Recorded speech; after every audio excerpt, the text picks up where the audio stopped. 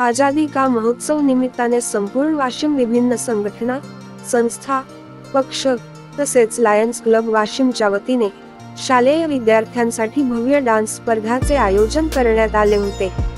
लीला पाठशाला, पोतदार स्कूल, यशवंतराव चव्हाण सैनिक school, कैपी faces आणि जिल्ह्यातील 50च्या वर शाळेंनी सहभाग घेतला। देशभक्ती या थीमवर विद्यार्थ्यांनी एक से बढ़कर एक डान्स सादर करून वातावरण देशभक्तीमय करून दिले। लायन्स क्लबचे जिल्हा अध्यक्ष डॉ. सिद्धार्थ देवळे यांच्या नेतृत्वाखाली सगळ्या पदाधिकारी वर्गांनी प्रचंड मेहनत घेतली।